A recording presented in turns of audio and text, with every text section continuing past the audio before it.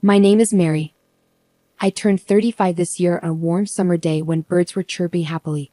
One day, I was asked to go to the president's office. The president is actually my mom. I'd accidentally called her mom instead of boss because I was surprised. She seemed annoyed by the heat and didn't even look at me when she spoke.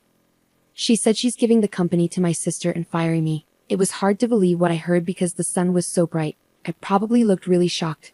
My mom, looking frustrated, finally looked at me and repeated that I'm fired because she doesn't want me around since I'm not as attractive as my sister. She said I had to leave by the end of the month. Then she went back to her work as if our conversation was over. I felt confused and hurt as I sat there, listening to the birds outside.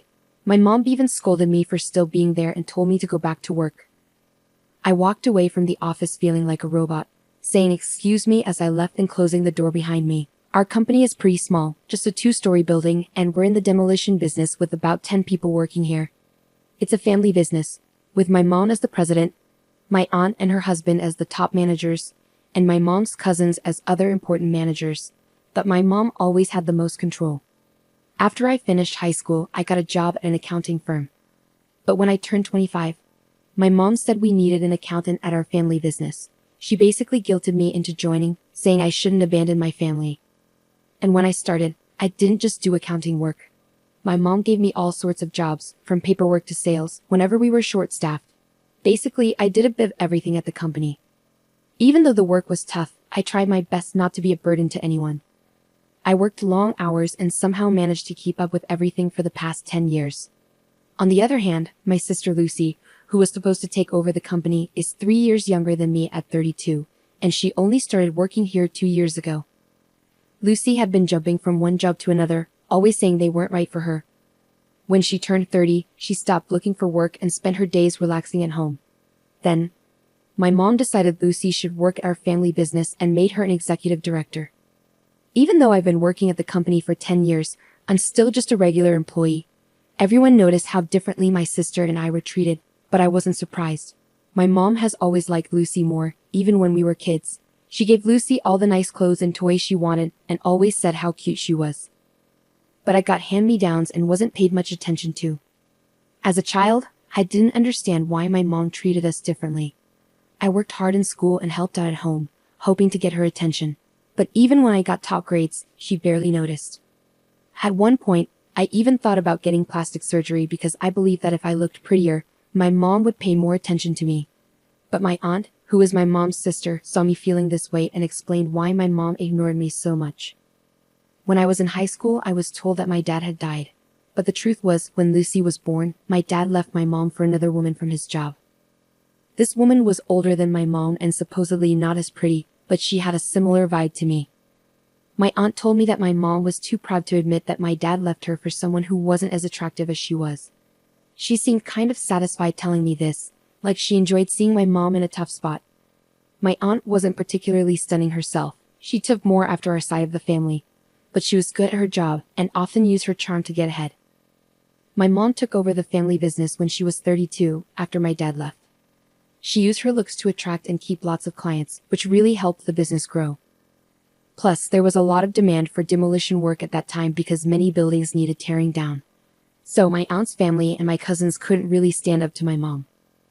Lately, the cost of getting rid of industrial waste and moving it around has gone up, and it's been hard to balance how much it costs to demolish buildings with what we actually make. Our company isn't the only one struggling. The whole industry is having a tough time. It's been a challenge just to pay our employees every month. And now, my younger sister has joined the company as an executive director, adding to the mix. I wondered how my mom planned to pay my sister's salary, but she just said, "We'll cut your pay to cover hers. We're family, so it's natural, right?" I pointed out that even if they cut my pay, it wouldn't be enough to give my sister the salary of an executive director. But my mom didn't care. She told me it was my problem to figure out. I timidly suggested that maybe my sister should start as a regular employee. My mom gave me a harsh look and scolded me, saying, "Who do you think you're talking to? This isn't your business to interfere with." At that time, we all lived together. My sister didn't contribute anything to the household, while I paid $1,500 each month to help out. I've been helping around the house since I was young to support my busy mom, but my sister never did anything, acting like it was normal. "Hey sis, is dinner ready yet?" Lucy would ask when I was working late. When I told her to make her own food because I was busy, she'd say, "But I don't know what to cook. You're the one who knows the kitchen best, right?" I don't want to get in trouble for using it without asking like last time. She never bothered to try cooking. Instead, she used that past argument as an excuse to avoid doing anything around the house. So, I often had to rush home to cook dinner before going back to work. My mom usually didn't cook either. Even when I made meals, she often eat out, choosing whatever she wanted. Lately though, she was going out to eat with Lucy more, so I didn't have to cook as often. But now, we were spending more money on entertainment, which was causing new problems. My mom, who was now 63, was starting to complain more about feeling sore and the effects of drinking too much. It was around this time that I was called into the CEO's office and told, "I'm giving the company to Lucy. You, who aren't as pretty, are fired." I could understand why my mom chose Lucy to take over the company, considering her past behavior. Lucy was 32, the same age my mom was when she became the CEO. Maybe my mom thought Lucy could use her looks to get things done, just like she did. But I couldn't accept being fired because of how I look. Even if my salary went to Lucy, it didn't seem fair. When I talked to my aunt about it, she already knew Lucy was going to be the CEO, but she didn't know I was getting fired. After thinking about it, my aunt said, "I'm not sure, but it seems like Lucy doesn't like that whenever she says she'll do something at the company. Everyone says it's okay because they know Mary will help. Maybe that's part of the reason." No, it's because everyone stopped asking Lucy for help since she always does a messy job, right? Lucy was really bad at her job. She often missed deadlines, messed up phone calls, and made lots of mistakes in her work. Even though she had some experience, she didn't seem to realize how bad she was. Maybe because people always overlooked her mistakes because she was pretty, she never thought about improving. My aunt agreed, saying, "That's true. But I think Lucy sees you as a bother." She added sadly, "But I never imagined they'd fire you. Without you, the company won't be able to work properly." She seemed worried, but didn't argue with my mom, because she knew she wouldn't win. I felt disgusted knowing my aunt was related to me by blood. "So basically, both my mom and sister hate me, right?" I said bitterly. My aunt didn't know what to say, so she suggested, "Well, your mom is terrible, but maybe you'd be better off working somewhere else with all your skills. It's a waste to stay here." Standing in the car, bathed in the red glow of the summer evening, I stared into the distance and felt a sense of relief. Maybe it was okay to let go. I turned to my aunt and said, "You're right," with a big smile on my face. It was the first time I'd smiled genuinely since I started working at the company. My aunt looked a bit confused by my smile, but she returned a sad smile. As I worked on handing over documents and organizing files so that anyone could understand them, the end of the month came quickly.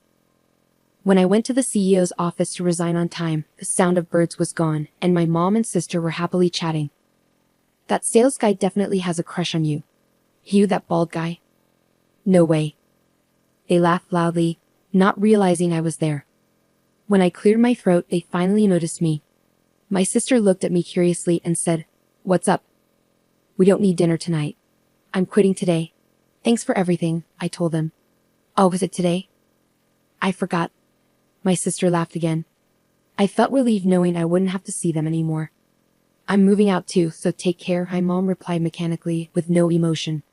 I closed the door, and from inside, I heard my sister say, "Now we won't have to deal with that annoying face anymore." In my heart, I whispered, "Just you wait," and left the company I'd been at for so long. A week later, after finishing some paperwork for a school, I checked my phone and saw 14 missed calls from my mom in just 2 hours. I didn't call her back because I had a bad feeling about it. I put my phone on silent and went home after finishing my other tasks. The missed calls from my mom kept piling up, and when I checked the next morning, there were a total of 80 missed calls. The last one was after 2 a.m. But I didn't even consider calling her back. She was like a stranger to me now, and I didn't want to hear her voice at all. I even had thoughts that if I heard her voice, I might end up doing what she wanted. After all, she had controlled me for 35 years. So I ignored her calls with all my strength, trying to break free from her influence. I could have blocked her number, but I thought keeping the calls might be evidence of her behavior if something happened. At first, getting almost 100 calls a day was tough, and I hated seeing them come in. But over time, I started feeling satisfied, imagining my mom's frustration with each unanswered call. It made me realize just how badly she had treated me. The year went by like this, and eventually the calls from my mom stopped. I had no idea what was going on with her. During this time, I worked part-time while studying online to become a tax professional, and I passed all the exams. I recently got a job at a top tax consulting firm. My experience in the varied tasks I did at my mom's company helped me see the bigger picture, which was a big advantage in my new job. I was grateful for all the hard work I'd done at my old company over the past 10 years, especially now. The people at my new job are great, and we all work together well. It's a big change from my old job. When I was left to figure things out on my own, pushed around by my mom and sister, I spent countless nights researching and working alone. One day, while I was leading a fulfilling life, I had to visit a client near my mom's company. As I passed by, I noticed the windows were dirty and the plants I used to care for were withered. On my way back, I bumped into my mom coming out of her company. When she saw me, she shouted, "Ah!"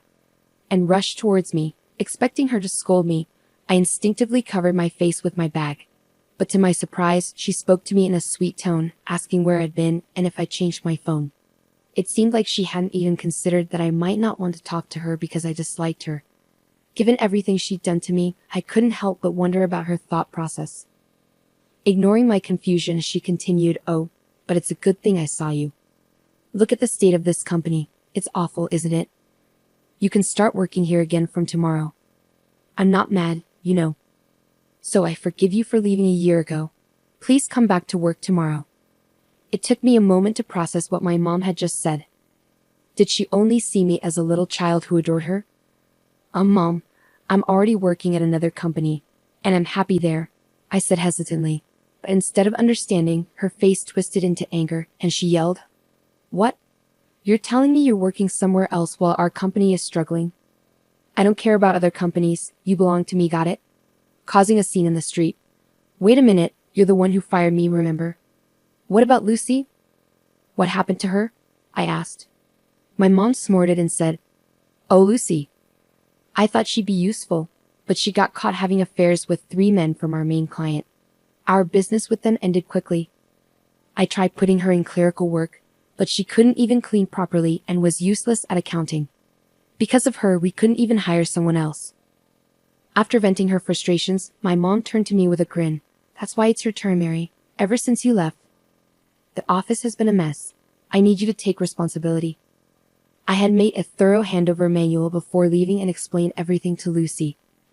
But I doubted Lucy had even looked at it, and I was sure my mom hadn't heard anything about it either. And even if she did, she'd probably pretend to forget. I couldn't understand why they fired me and then expected me to clean up their mess. This was typical of these women. They acted tough, blamed others, and made others clean up after them. It was their usual trick. I bit my lip, thinking of the kind people I worked with now, and I swore to myself that I wouldn't succumb to this pressure anymore. "You're the one who fired me, right?" I said to my mom, my tone changing. "And you fired me because I'm not pretty, isn't that right?" A crowd had gathered around us, intrigued by our argument. My mom seemed startled by my sudden assertiveness. "Did I say that? Are you sure you didn't misunderstand?" she stammered, aware of the onlookers. "No, I heard it loud and clear. You're giving the company to my beautiful sister and firing me, the ugly one," I declared boldly. "I don't get it. I've been working hard at the company for 10 years, but you suddenly decide to give the company to my sister, who hardly does any work, after just 2 years. Your judgment is questionable," I stated firmly. The crowd started to murmur in response. "Can that really happen? That's not fair. Are they even related? Is she her own mother?" Some even started filming us, but I was too angry to care. As my mom began to sweat and pale under the accusing stares, she panicked. "Mary, you're misunderstanding. Let's go inside," she urged. "Misunderstanding? What's there to misunderstand? If you didn't say it, just say it clearly," I retorted. When my mom stayed silent, the people around us started saying, "She's silent, so it must be true. That's unbelievable." Then something snapped in my mom. She started yelling, "Shut up. It's all your fault for being ugly and miserable. Ugly people should know their place and obey what beautiful people say. That's all you're good for." People around us were shocked by my mom's outrageous behavior and quickly started uploading their videos. The headlines read, "Ugly woman obeys beautiful woman." The video went viral, reaching my mom's clients, who promptly cut ties with her. It turned out that in the year after I left the company, they were involved in shady activities like fraud and tampering with accounting books. When the video spread, everyone was eager to distance themselves. As a result, the company went bankrupt. My mom and sister, now without income, came to my apartment, but I didn't let them in. In the end, they moved to a rundown apartment without a bath, living in fear of creditors. My sister, always trying to take it easy by flirting with male coworkers, had trouble keeping part-time jobs because her coworkers didn't like her. Meanwhile, everyone knew about the viral video, so my mom was also shunned by her coworkers. It seems she's now silently working by herself. Meanwhile, I found a boyfriend at my new workplace. He's not conventionally handsome, but he appreciates my hard work and sincerity. We're planning to get married soon. I'm genuinely happy knowing that my